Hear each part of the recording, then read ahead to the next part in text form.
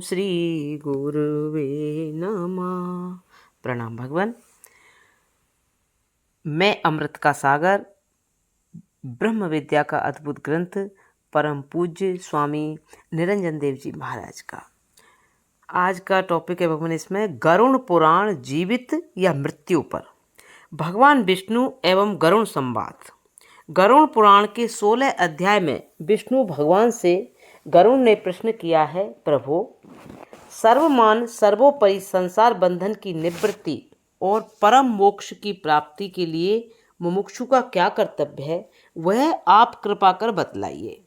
भगवान ने कहा, जो इस देह आदि दृश्य नश्वर क्षण भंगुर दुख रूप संसार में अहंता ममता भाव से बद्ध है, वही दुखी होता है। वह जन्म मरण चक्र में बारंबार भ्रमाया जाता है तथा जिसने इसे देह आदि दृश्य संसार से तत्व ज्ञान द्वारा अहंता ममता का मन से त्याग कर दिया है, वही आत्मनिष्ठ हुआ शाश्वत शांति को प्राप्त होता है।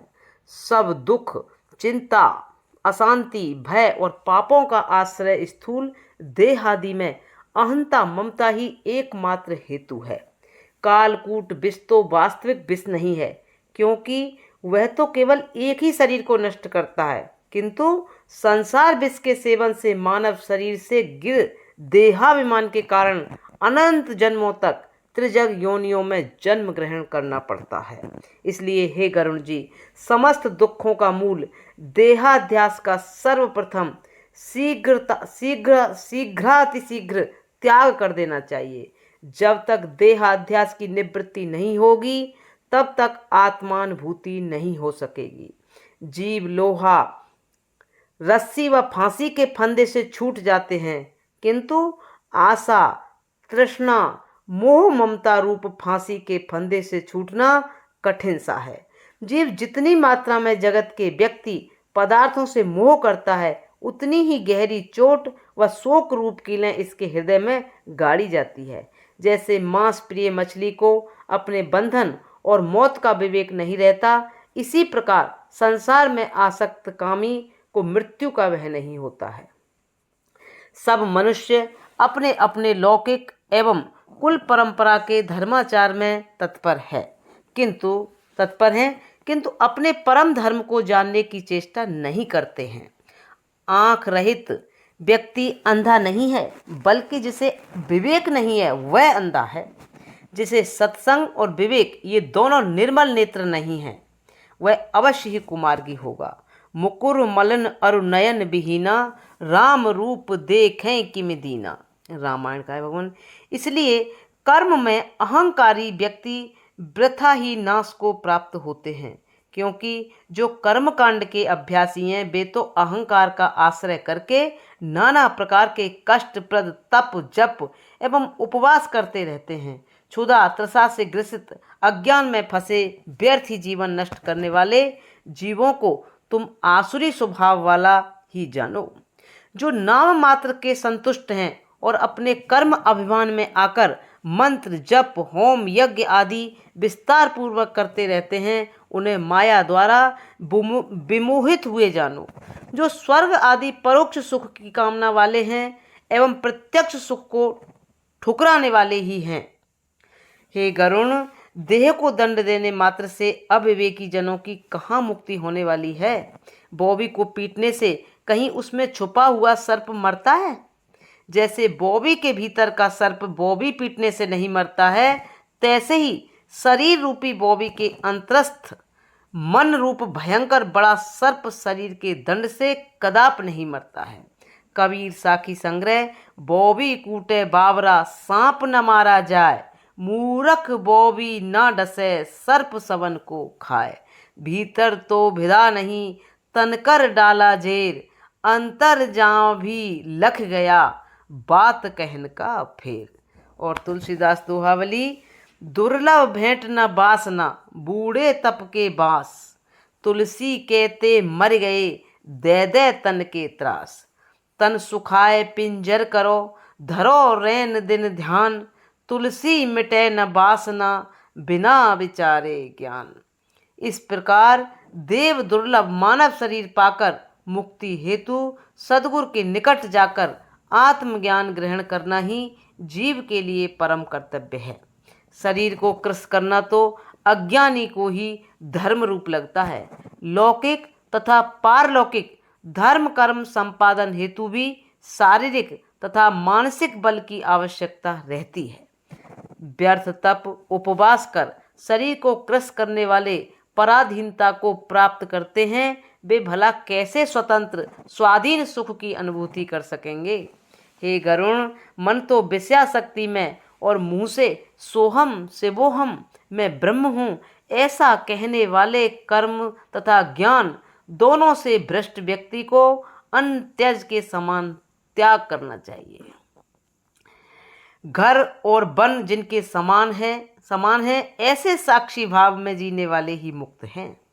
और लोक में निर्लज्ज और दिगंबर जो गधा कुत्ता आदि पशु विचरते हैं, वे कहाँ मुक्त होते हैं? नहीं होते हैं। उसी प्रकार पशुवत विवेक रहित दिगंबर साधु मुक्त कैसे हो सकते हैं? अर्थात कभी नहीं होंगे। यदि मनुष्य मिट्टी आदि को देह में लगाने से ही मुक्त हो जावे तो नित्य मिट्टी व भस्म में बसने वाले गधे और कुत्ते क्यों नहीं मुक्त हो जाते हैं? अभ्यास द्वारा घास पत्र कण जल पवन आदि का ही जो आहार कर अहंकार करते हैं और अपने को महान त्यागी तपस्वी कहते हैं, फिर नित्य यही आहार करने वाले मृग स्यार तोता चिड़िया आदि सभी तपस्वी उपवासी त्यागी कहाँ होते हैं? तब विवेक शून्य मनुष्य तपस्वी कैसे हो सकता है? नहीं होगा। एक दिन कुंभ तीर्थ गंगा आदि में स्नान करने से जीव यदि मुक्त निष्पाप योगी हो जाते हों तो नित्य तीर्थ गंगा आदि स्थल में रहने वाले नित्य स्नान करने वाले मनुष्य मेढक मगर मछली कछुआ कुत्ते कौवे फिर मुक्त क्यों नहीं हो जाते हैं? कबूतर पत्थर चकोर अग्नि स्वाति पक्षी स्वाति बूंद को ही ग्रहण करते हैं तथा पपीहा भूमि में गिरे जल को कभी नहीं पीता है, तो क्या वे व्रती हो जाते हैं? नहीं। बिना आत्म तत्व अवगत हुए किसी प्रकार भी जीव की मुक्ति नहीं हो सकेगी। अस्तु उपरोक्त सभी कर्म लोक रंजन लोक वासना के पूरक हैं, मोक्ष के नहीं।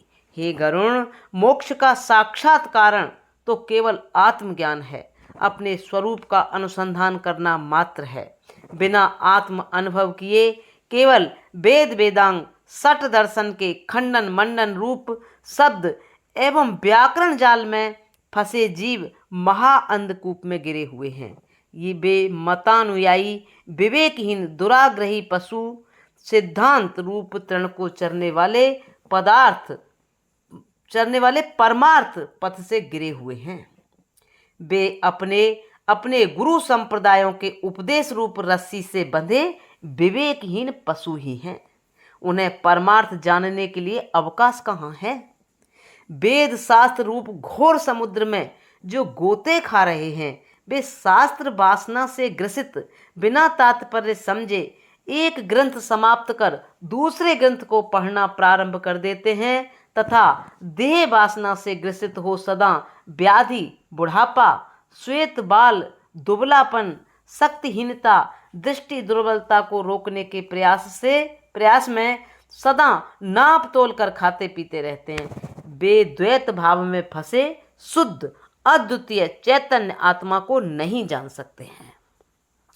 जो वेदांत का उपदेश करने वाले एवं पढ़ने वाले हैं और वेदांत तात्पर्य शुद्ध आत्मा को यदि वे नहीं जानते हैं तो उनका कथन कौवे के समान व्यर्थ बकवाद करने जैसा या बरसाती मेढक की भांति टर टर करने जैसा अर्थहीन ही है। वे शास्त्र पाठी कढ़ाई करछुल की तरह हैं जो स्वयं दूसरे को भली प्रकार परोसने पर भी स्वयं स्वाद नहीं जानती है। जैसे फूलों का बोझ तो सिर धारण करता है किंतु सुगंधी की अनुभूति नास का ही करती है, उसी प्रकार विवेक रहित बुद्धिहीन पंडित तो गधों की तरह चंदन रूप शास्त्रों का बोझा ही धारण करते हैं, किंतु उनके पास जीव ब्रह्म एकत्व रूप सुगंध को जानने वाली नासिका नहीं है। श्रद्धालु अधिकारी को बोध कराने वाले गुरु दुर्लभ ही होते हैं।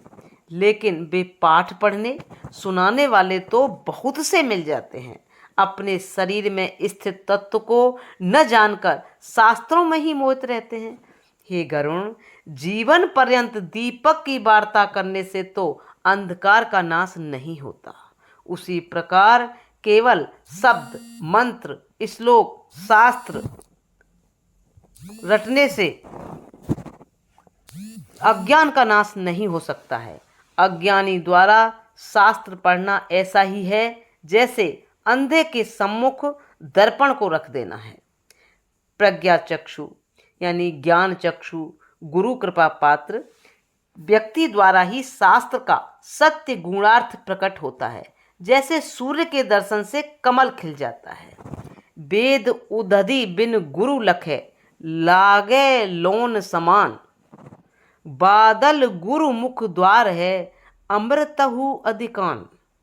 जीवन अल्प है, शास्त्र अनेक हैं, बुद्धि कमजोर है। अतः सद्गुरुओं से सार तत्व को ग्रहण कर हंसमति अनुसार सार का ग्रहण करें एवं असार को त्यागते चलें। वेद शास्त्र के द्वारा निजात्म दर्शन कर शास्त्रों को इस प्रकार छोड़ दें जिस प्रकार चावल अलग हो जाने पर तुस छिलके को छोड़ देता है, अथवा जितना जरूरी हो उतना ही शास्त्र चिंतन करें, बाकी तो वाणी को थकाने का साधन ही है। जैसे अमृत में तृप्त व्यक्ति को अन्य आहार ग्रहण करने की आवश्यकता नहीं रहती है, उसी प्रकार आत्मनिष्ठ ज्ञानी पुरुषों को बुद्धि के थकाने वाले अन्य शास्त्रों का कोई प्रयोजन नहीं है, क्योंकि वेद शास्त्रों के पढ़ने से मोक्ष की प्राप्ति नहीं होती है। वे तो मोक्ष की भूख जागृत करा दें तो ही धन्यवाद के पात्र हैं, अथवा बोझा मात्र है। न वेद शास्त्र से मुक्ति है, न कर्म उपासना योग से मुक्ति है। मुक्ति तो केवल ज्ञान से ही होती है, अन्य साधन से नहीं। वस्तु सिद्धि विचारेण न किंचित कर्म कोट भी। विवेक चूड़ामणि। ज्ञानेन एव ही संसार विनाशो न तु कर्मणा। संसार उत्तरणे जंतो रूपायो ज्ञानम एव ही तपोदानम तथा तीर्थम अनुपाया प्रकीर्तितः। योग वशिष्ठ। इस संसार समुद्र से पार होने के लिए एकमात्र उपाय आत्मज्ञान ही है। स्नान, दान, तपस्या, पूजा पाठ, तीर्थ, मंदिर, यज्ञ, समाधि इसमें अनुपयोगी ही है। हे गरुण, आश्रम जाति भी मुक्ति में हेतु नहीं है।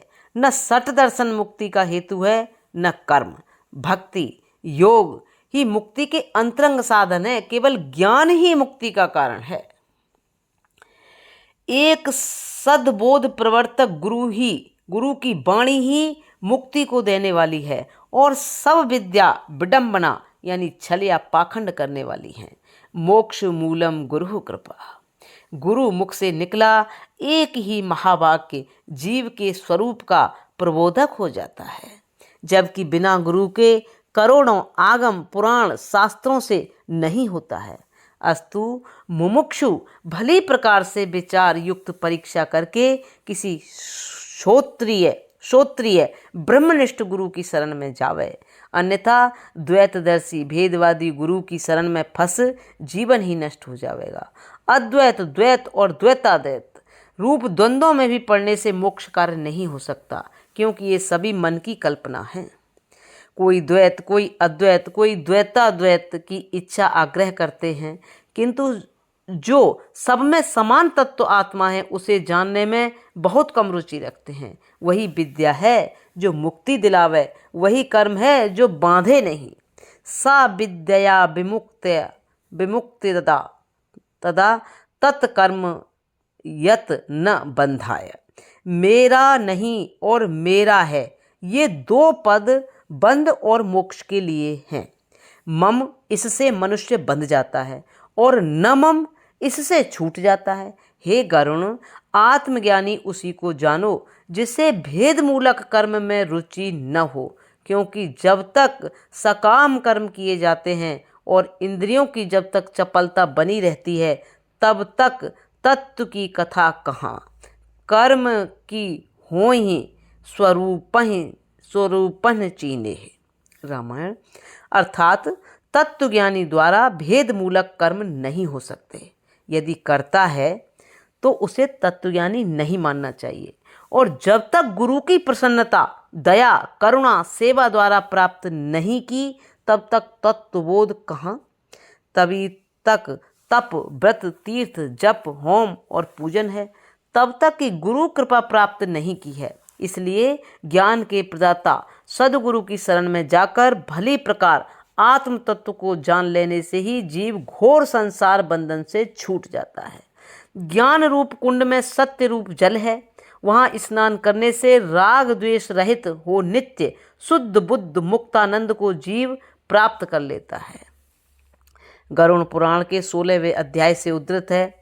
यह ज्ञानोपदेश श्रवण कर अंत में गरुड़ जी ने भगवान विष्णु से कहा कि हे मुक्ति प्रदाता प्रभो, मैं आपके द्वारा गूढ़ ज्ञानामृत का पान कर कृत्य हो गया हूँ। मेरे सभी संशय एवं भय दूर हो गए हैं और संदेह रहित अब मैं स्वरूप में स्थित हो चुका हूँ। अब मुझे अपने कल्याण की चिंता समाप्त हो चुकी है।